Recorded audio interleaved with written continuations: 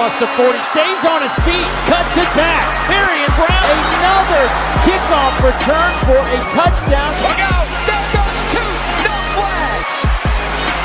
Touchdown. Howard in trouble. Incomplete. And the Michigan Wolverines will shock the college football world. Time coming off. Howard's going to run for it. Time runs out, and that'll do it. Oh my goodness. Welcome to the Big Ten, Oregon. They storm the field at Austin. He handed it off to Love, who stays on his feet. Love is in the end zone. Notre Dame has won the Orange Bowl, and Marcus Freeman is taking them to the championship game.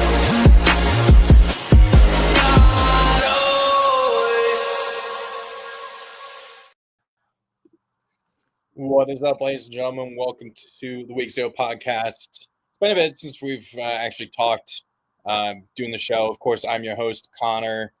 Let's be frank, Lynn Doherty. Ryan, who is still not showing his face with, especially after the shit he talked about Indiana and Miami. So Ryan's been afraid to show his face to the world. His shame is eternal. Right, Ryan? No, I still feel the same way about both of these teams in reference to my own team, but regardless of that point, it's been an interesting playoff. One that I have not watched until last night. The Indiana-Oregon game was the first playoff game I've watched this entire playoff. And let's just say I do not blame Lucas for not showing up tonight. Oh, yeah. Yeah. No, I totally understand it if it took him. What would have been more devastating, though?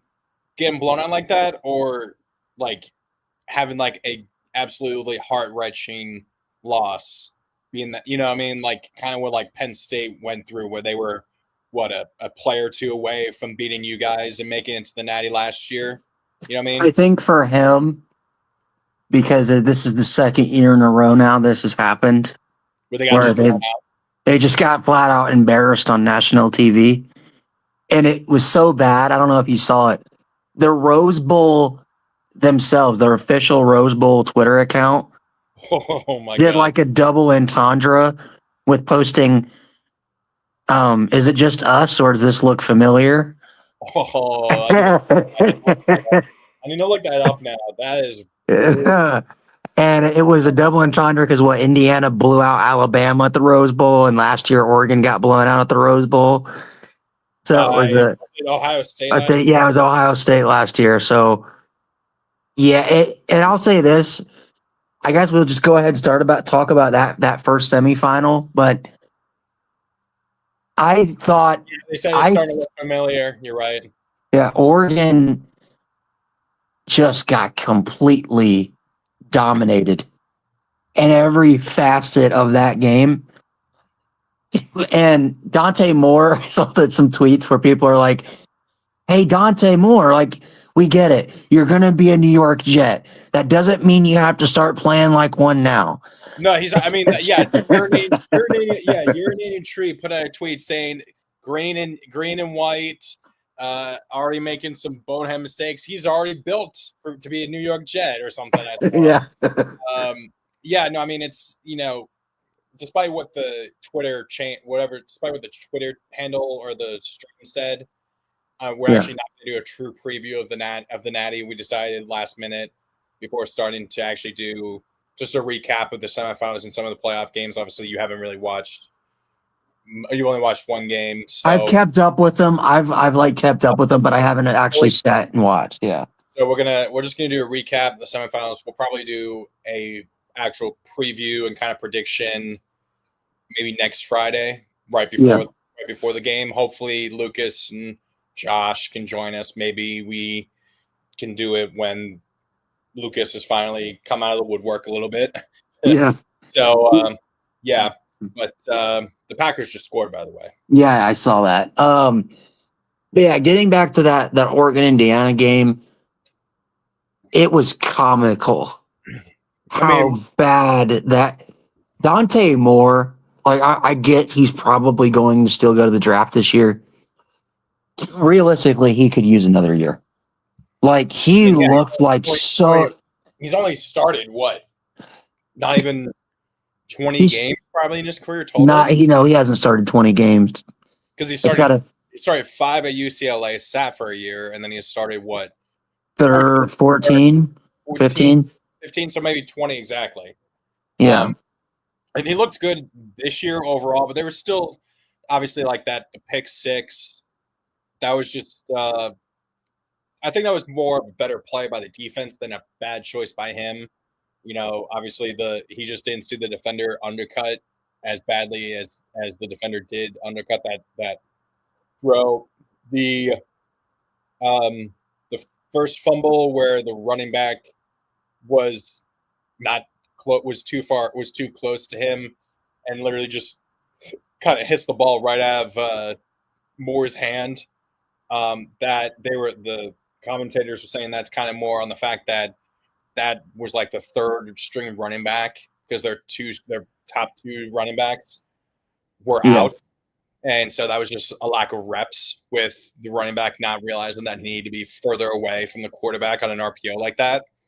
I don't think I've ever actually seen that where the running backs were like a running back. Like, sure, you see it like on a mishandle from like an RPO when pulling the ball like from the running gut, but not after they've done that where he started to throw a quick screen. He was trying to throw a quick screen to the left. And he just winds up and it's just knocked out of his hand, and then he gets destroyed. I think all 3 of those turnovers were in the first half, and it was definitely crazy. And I mean, I'm just wondering, I think Moore needs a little bit more time. Well, and he has baby hands. Like, that was one thing I noticed watching that game. People shit on Kenny Pickett for having baby hands, but I never realized watching Dante Moore, his hands compared to the ball, he has really small hands. And the dude dropped the ball just like twice in that game for no apparent reason. Like, the running back one was just odd. The first fumble he had, where he's like running around and just drops the ball.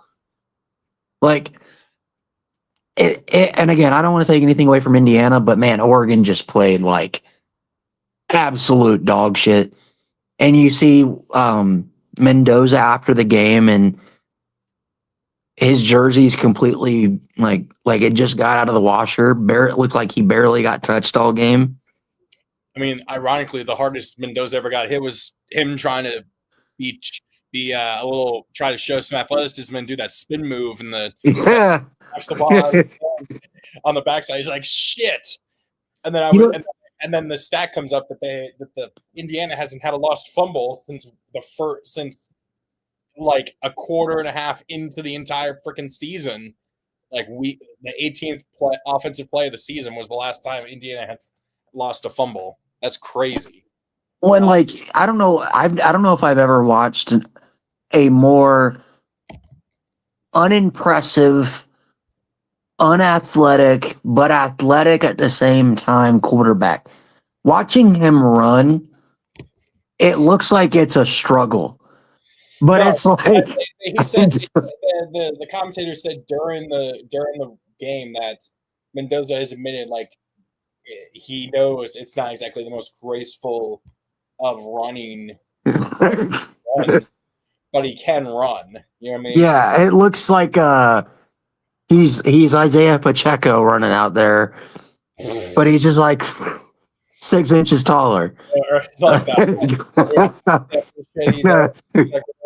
There's like running back in the 70s or 80s that was really known for his weirdly high step motion back in the 70s or 80s. I can't remember his name though. But yeah, with Mendoza, like I guess we could kind of. Oh well, one thing before we get to Indiana side of things, I wish Lucas was here because I think he'd be perfect to ask this question.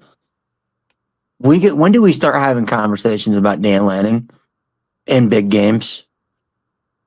Because we shat on James Franklin, for doing this exact same thing, but at least James Franklin didn't get blown out. And at least the thing that you could always point to. Oh shit! Sorry, whoops. Didn't mean to smack my computer like that. A thing you could always point to with Penn State was the vast majority of everyone after the Franklin hire, and people pointing to his 4-21 record against top 10 teams, and like 15 or 16 of those losses were just to Ohio State and Penn State, or Ohio State and Michigan, excuse me, right? Yeah. Lanning's been losing to a more diverse group. You know what I mean? Yeah. Obviously, now he's lost twice to Indiana. Ohio State? He lost to Ohio State. He lost twice to Washington in the final year of the Pac-12. Did they lose to Michigan? The year Michigan won the Natty? No, they didn't. They didn't play Michigan. But they did. No. So, okay. Like, it's been one of those things where I like Dan Lanning, and I think he's really good. I think he's a really good head coach. Yeah. But like you said, Franklin had the excuse of a lot of times his teams weren't favored. There was a significant skill gap from what Penn State had compared to Ohio State, right? And then so you kind of had to, but now you're Dan Lanning, and you have 55 guys on your roster that are 4 or 5 stars. Signetti has 8, and you get embarrassed like that on national TV.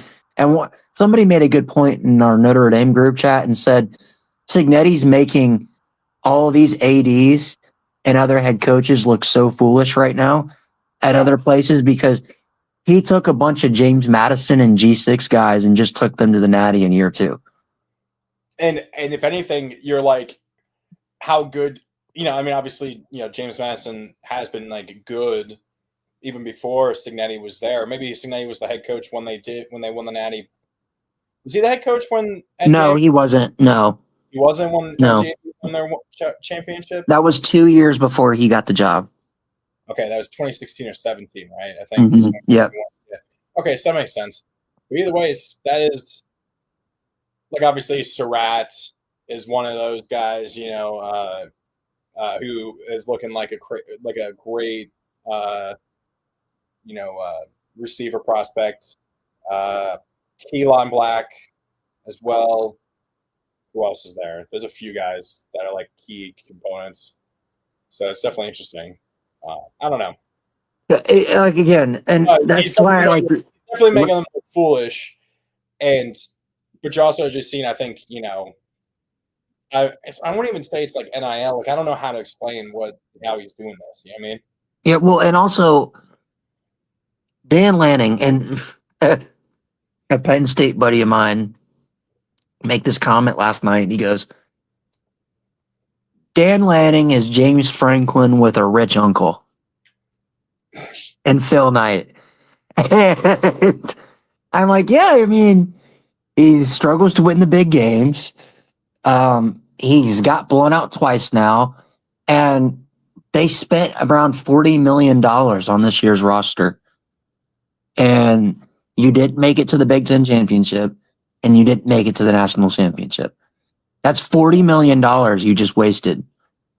Like, yeah. Meanwhile, I don't know what Indiana's spending. I know they're spending a lot now in the portal, but I would imagine they probably didn't spend $40 million on the roster this year. Like, and what's crazy is, like, Indiana is looking like they're set up to be able to continue this next year with the crazy transfer class they've already put together. You know what I mean? Yeah, they're spending a lot of money now, but it's one of those things like Signetti he's doing so more than we've ever seen with so much less. And it makes you look at guys like Sarkisian, Lanning, these other guys at other schools where it's like, you don't have that problem that Indiana does. You have 4 and 5 star recruits that want to come play for you. You also don't have the stigma of being the losingest program ever, or at least Division I program. Like, that's the thing is, like, what's your excuse? Like, if you're Texas and I'm spending so much money on this roster, okay, Sark, what's your excuse? If Signetti can do it, why can't you do it when you have better talent? Okay, Dan Lanning, we just spent $40 million. Why can't you do what Signetti does? Like, it really makes you look stupid at other programs that have more financial backing, more resources, and it's like, why aren't they doing that? Like, and somebody else made a good point online last night. It was like, the teams losing the most right now in college football are the Blue Bloods, because it's not like that anymore. Yeah, seeing what's going on. Yeah. And also the fact that, SEC another year without a championship, if we want to move on. Well, I guess we'll save that because we need to talk about obviously the Ole Miss Miami game as well.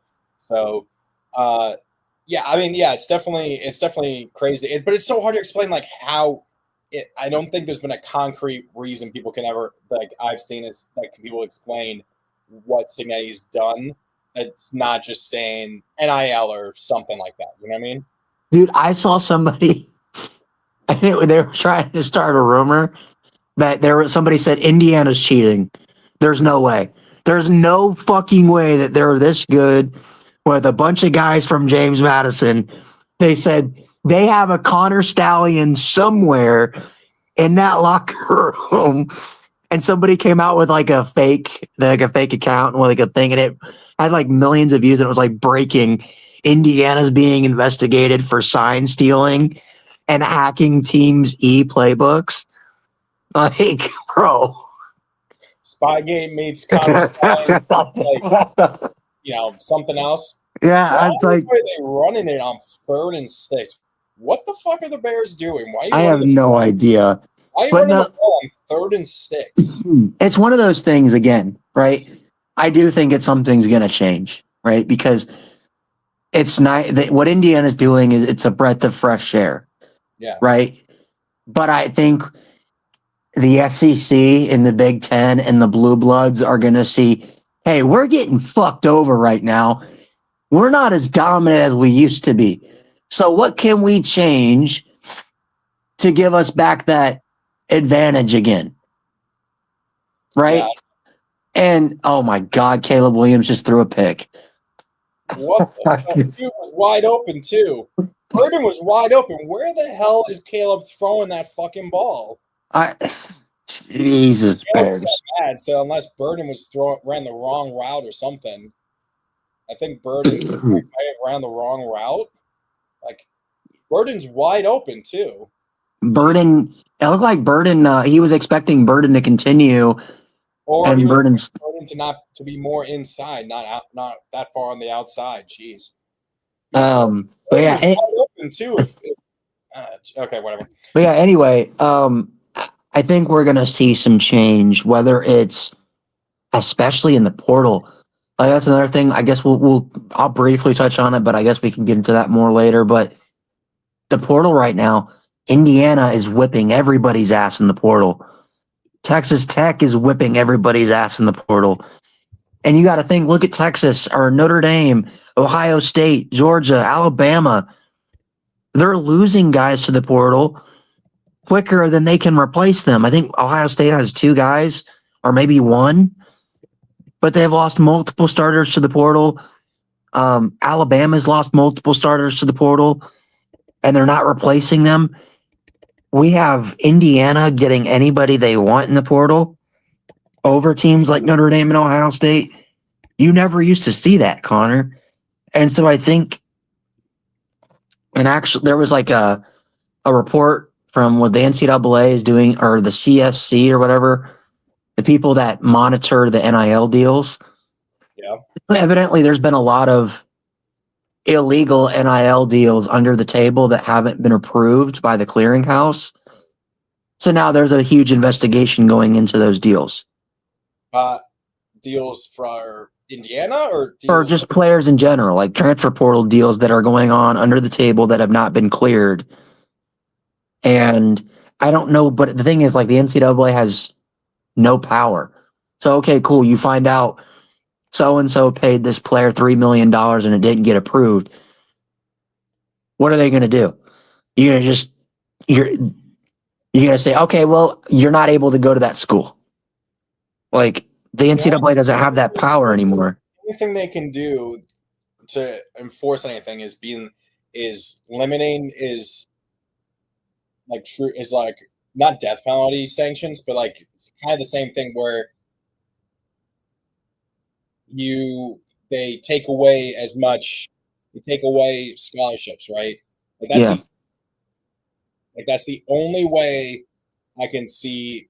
You take away scholarships, maybe even take away some of the money that the school has somehow, if that somehow is allowed or can be done. The problem is a lot of this money is from private donors. Yeah.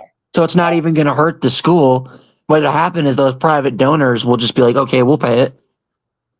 Like, it's such a, we're getting a little off topic here, but it's interesting to see how that affects things going forward, because you just saw 3 of the 4 teams that made it to the semifinals were heavily built through the portal. Oregon was like the only team left that was traditionally built off of high school recruiting. And we just saw Ohio State get shellacked by a team that built heavy through the portal. We just saw Oregon get shellacked by a team that built through the portal. And it makes you wonder, are we going to get to a point where high school recruiting just doesn't matter? Like, yeah, because already players jump after a year.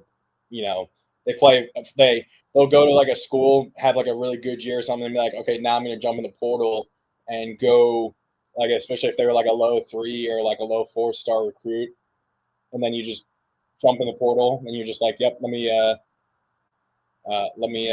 jump in the portal, and now I can go to a bigger school and get paid more money. You know what I mean?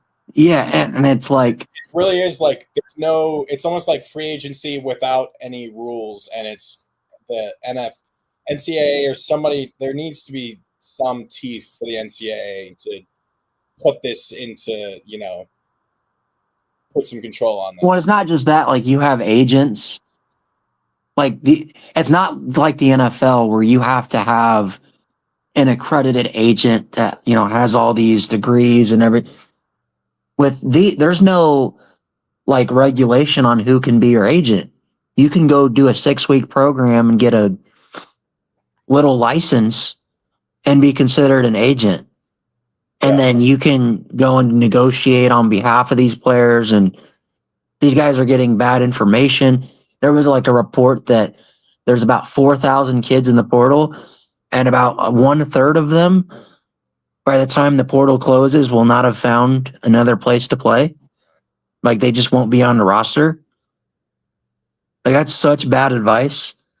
But again, like I said, it's interesting. I think we still haven't had enough. What do you call it? We haven't had enough data points yet to see going forward, is this going to continue, or is this a 1-year thing?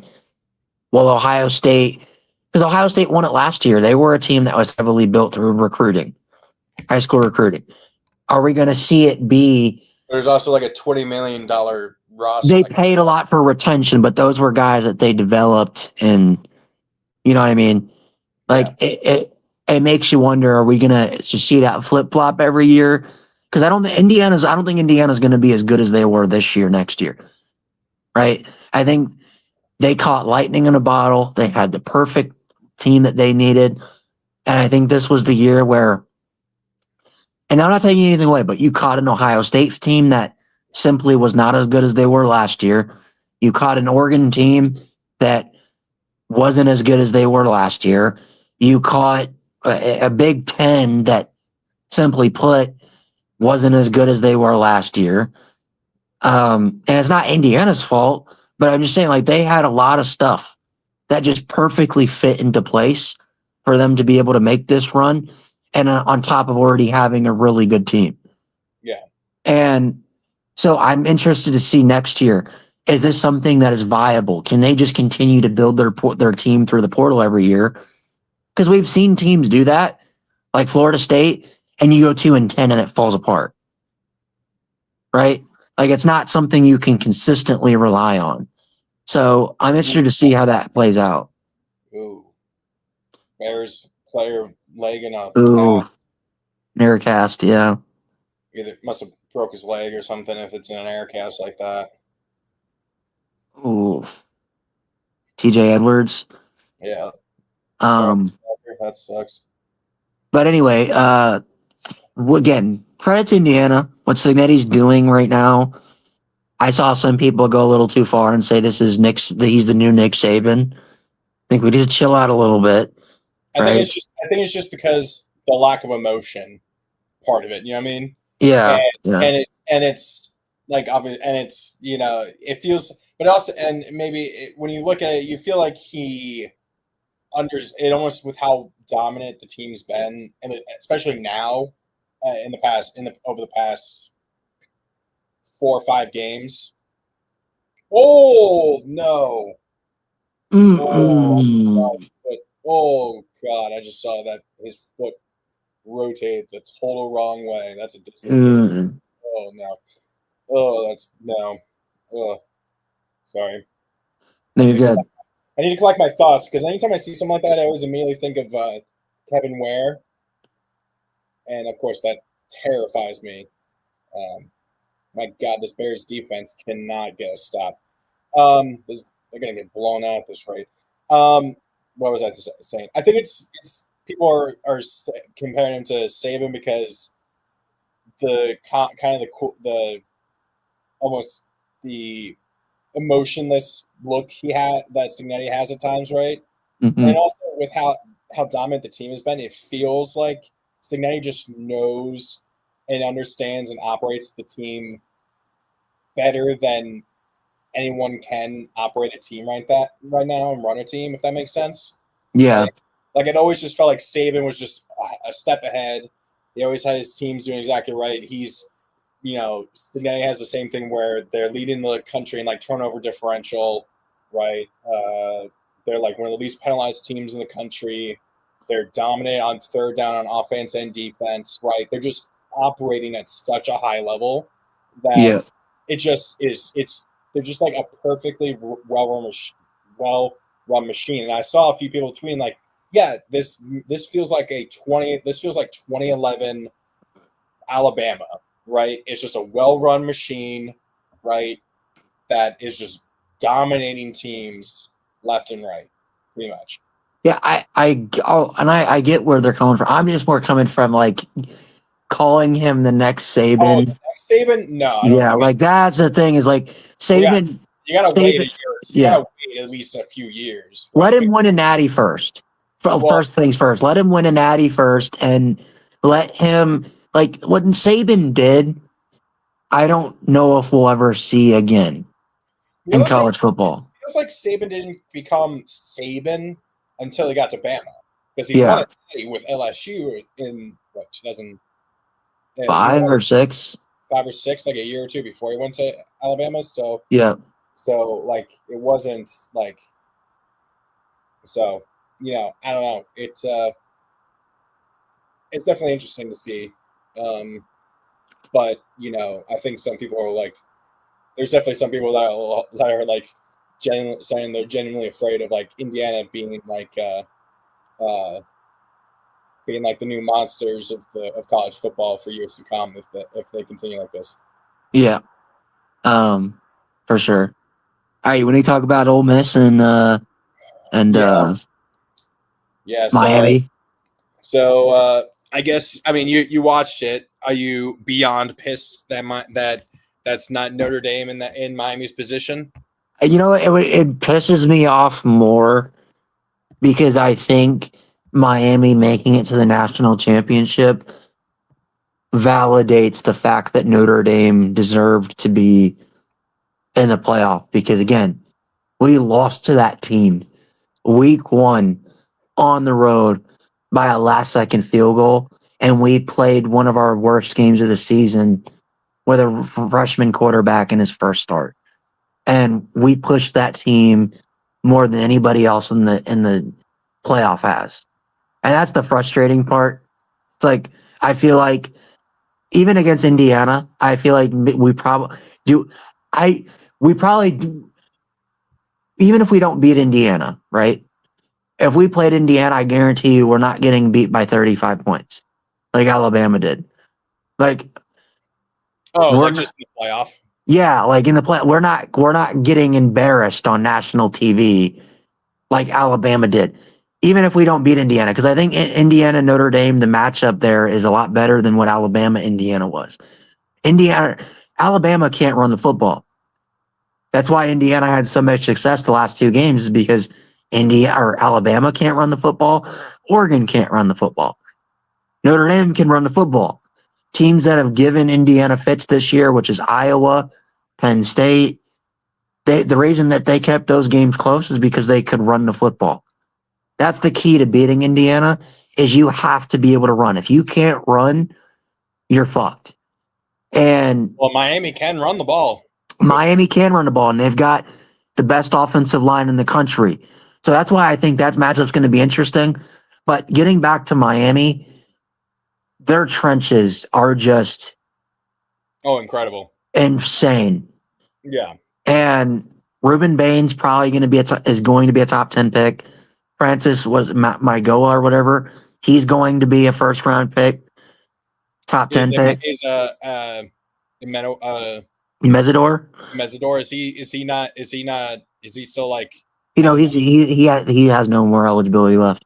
Oh, so he could be he'll probably be a first round pick, I think. Yeah. So like again, holy crap! I didn't realize we have nearly 300 people watching us. Jeez. They completely bitched. Again, they bitched Ole Miss in the trenches, and the game came down to the wire. But man, that final play, I didn't watch the game, but I listened to ESPN talk about it. Why are you running cover? Like, why are you running that defense on the final play of the game against Carson Beck? Like, well, yeah. You're not spying him or something. Yeah, like what? You let Carson Beck, a guy who has been known throughout his career to shit down his leg in big moments, and you let him be the reason that you got sent home. That one, an issue, and they pointed this out, was that they had like two guys following Malachi Tony, and so they just had everyone just go from they had trips left, and they just all three of the routes went to the right. So there's nobody there to block, to cover. Obviously Beck is not someone you need to spy. It's not a running quarterback usually, so you don't need to spy him. And so it was just wide open. The other issue that kept costing Ole Miss and allowed Miami to extend drives and get points, whether it was a field goal or touchdown, was Ole Miss just could not tackle. There were so many missed tackles that just allowed extra yardage. There's a few first downs that Miami was able to get because they were able to break some tackles. So that came back to bite Ole Miss. And I really was pulling for Ole Miss because I just would have thought it would have been hilarious to see Ole Miss make the championship game after Lane Kiffin leaves, thinking that LSU is more likely to make a Natty than Ole Miss, and then goes and proves him wrong. Right? Lane Kiffin was so happy that they lost that game. Oh yeah, because Iowa would have made them look. Apparently, Lane Kiffin himself said that the final play of the game, that should have been pass interference on Miami. The kind of Hail Mary. Yeah, it should have been, but I don't think it changes the outcome of the game. No, I mean, it's obviously just one untimed down from. It would have been 15 yards, and you throw another Hail Mary. The Ole Miss fans saying that's the reason they lost the game. It's like, no, you had a chance on defense to hold them, and you didn't. They never really stopped Miami's offense other than the one pick they got. Someone said that, honestly, despite the factors back and forth, it never felt. They said that to them, it never felt like the game was actually that close. That Miami just really dominated the whole game. Which I don't know if I exactly buy that, but definitely, I think Miami definitely dominated the trenches, like you said. So, yeah. Like you said, I think that'll be interesting to see what how they hold up against Indiana. But obviously, we'll preview that. Yeah. I do think also, again, it's going to be interesting what Ole Miss does at quarterback now, because Trinidad got denied an extra year. So he has to go to the league. Yeah. And I really just don't think Pete Golding is going to be. I don't think he's going to be that great at Ole Miss. I think he got thoroughly outcoached this game. Well, I mean, yeah, and like I said, it's his defense that was the weak link of the team. Yeah.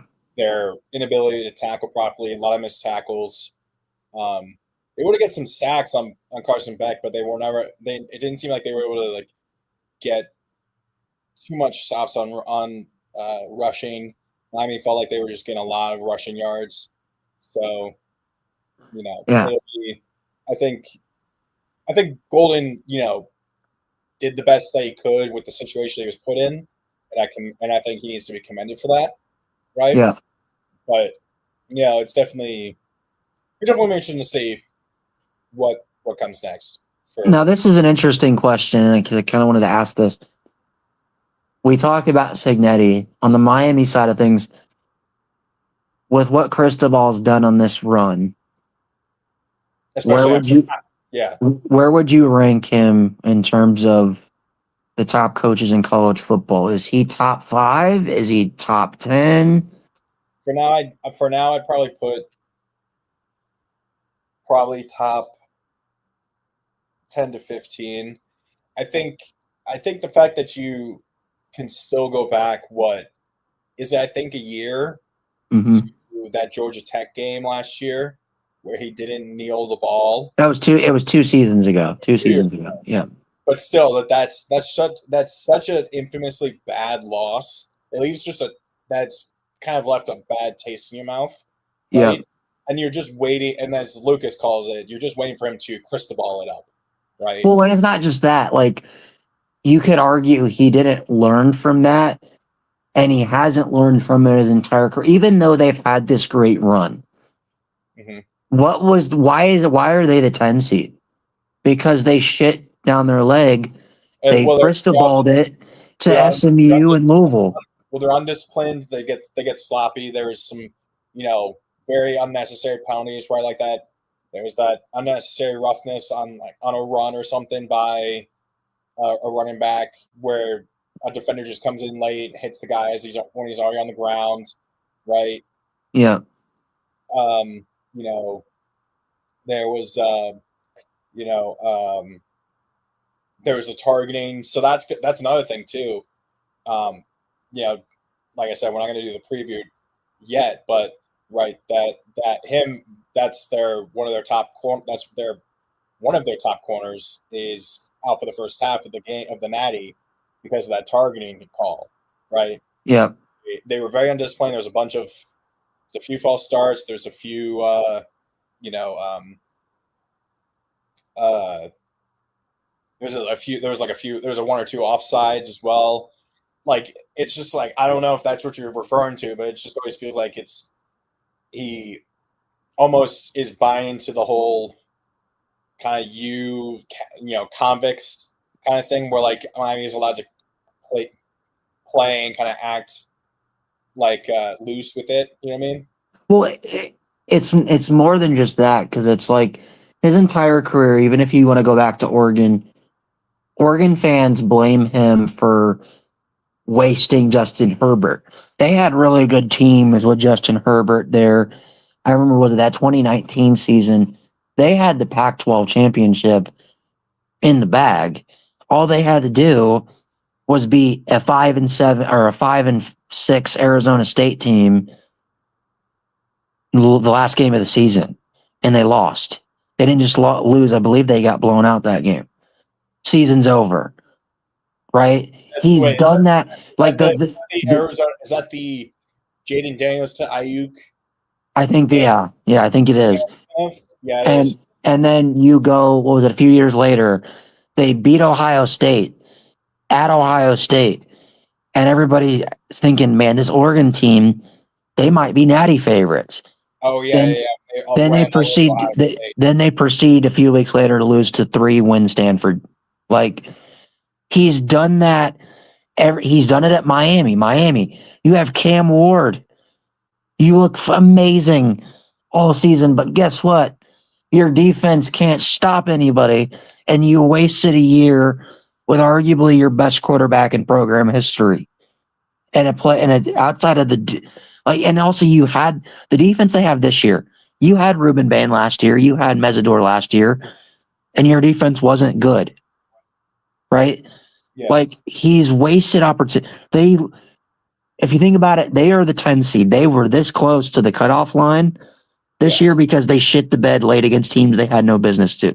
So my thing is, he's moved up in my rankings, but I don't think he's top 5. I wouldn't put him higher than Freeman, and I wouldn't put him higher than Lanning because he's still he has not learned, and he's still doing the same shit that he's always done, which is lose games late or in the middle of the season to teams that he has no business doing it to. That's the thing I think for him. If he wants to be in that top 5 conversation, he needs to fix that. I even think even if he were to win the national championship, that means a lot. But again, how much of it is you just have a really good team and you got lucky that SMU loss and Louisville loss didn't cost you? You know? I don't know. And then of course, obviously I don't know. It's like it literally makes you wonder every time you watch Miami in this playoff. How did you lose to SMU? How did you lose to Louisville? How did you not take this team to the ACC championship? Like, you were so much better than everybody else in the ACC, and you still couldn't make it to the. And I get the ACC weird tiebreakers, but even so, the fact that you even let it get to that point, it's like, Mario, what are you doing? Like, I think he's still got a lot to prove, even if this team somehow wins the national championship. But it's going to be interesting. I think Miami and Indiana, if you would have told people what in the preseason, that's going to be your national championship. I think people would be less stunned by the Indiana thing based on what they did last year than the Miami part. You know what I mean? But tell somebody that 2 years ago, especially after that Georgia Tech game, where Cristobal didn't kneel the ball, and they're like, "Yeah, 2 years from now, this Miami team is going to be playing in the national championship." Oh, really? Who are they playing? Indiana. You're like, are you high? By the way, that year Indiana went 2-10. That's Indiana. Hey, imagine telling an Indiana fan 2 years ago after a 2-10 season, "Hey, you're going to be playing in a Natty in a couple years." Yeah. Wait, did they really go from 2-10 to like 11-2 last year? Yes, they did. Wow, that's incredible. And then they go from 11-2 to undefeated. We're looking at 16-0. First team ever to go 16-0 in college football history. That's insane. It's a Signetti effect, man. Signetti, at this point, if they win a Natty, just name this stadium after him. Just give him an eternal. I think already there's like a part of his contract requires that like you have like if he did something, I think win like the Big Ten or something, he had to be given like a contract that was like top 3, in the entire country or something. Yeah. And now obviously that's like well worth it. Let me ask this question real quick before we get out of here. I think we're good. Yeah, we're good. Is Signetti, even without knowing whether or not they're going to win the Natty, is he the best coach in college football right now?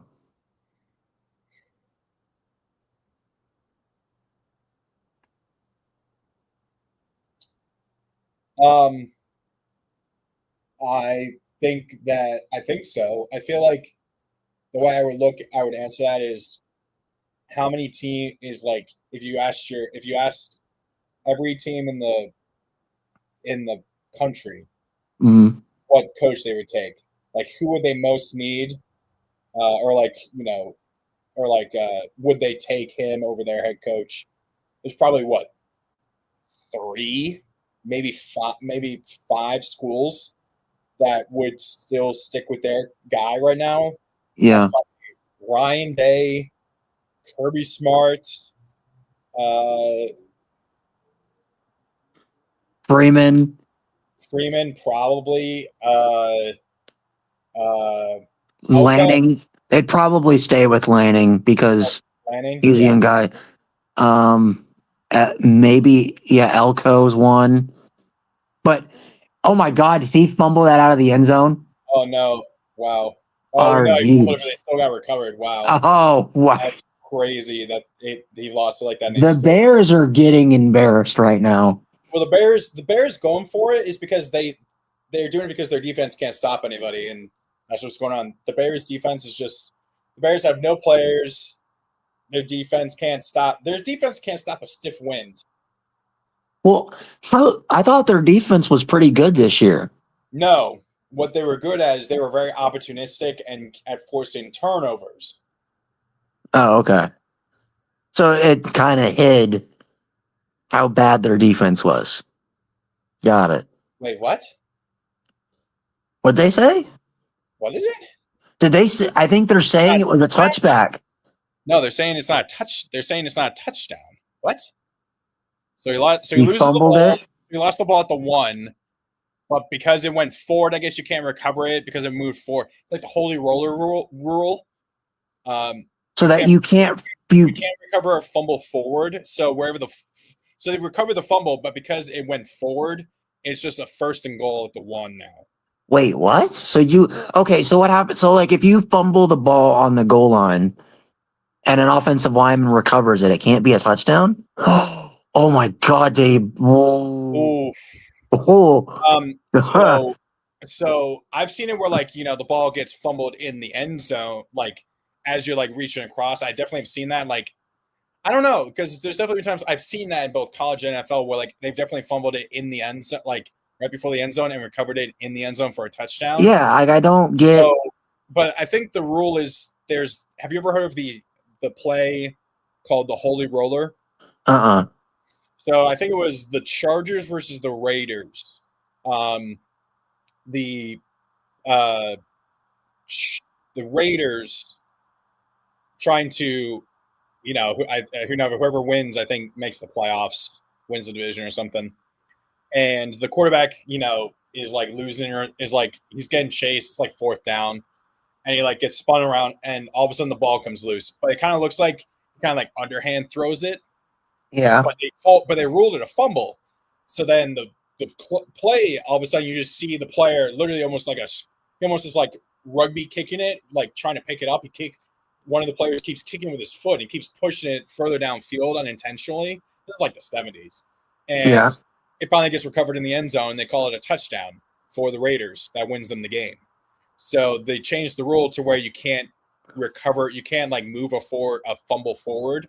So because teams would purposely, if they knew they were going to get to the end zone, Sure, you'll sometimes see it sometimes you'll definitely see where the ball gets kicked around when they try and recover it and stuff, but it can't be purposeful pushing it forward, obviously, because sometimes there's a play a few years ago where I think it was the Commanders and another team where someone tried to recover a fumble and they dove on it, rolled around, the ball squirts out and goes another 5 yards downfield, and then they recover it.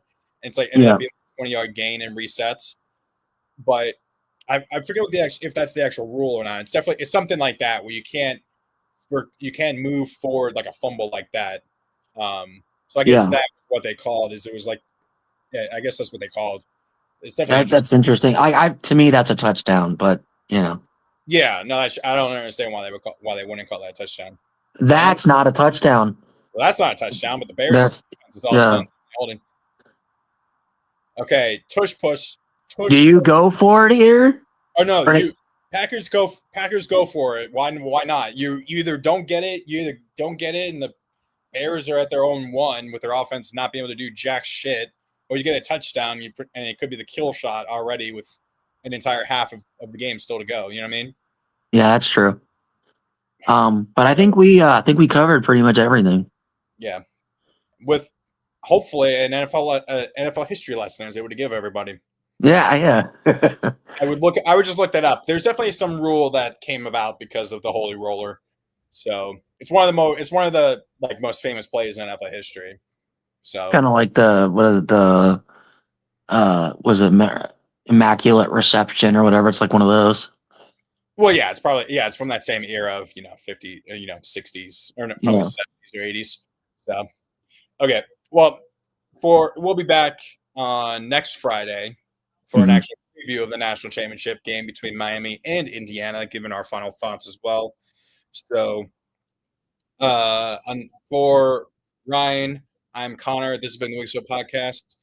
I hope everyone has a happy and Merry Christmas and a Happy New Year, and we wish everyone a great and happy 2026 as well. And only one more game of the college football season, and we have a very long off season to go. But we got plenty to talk about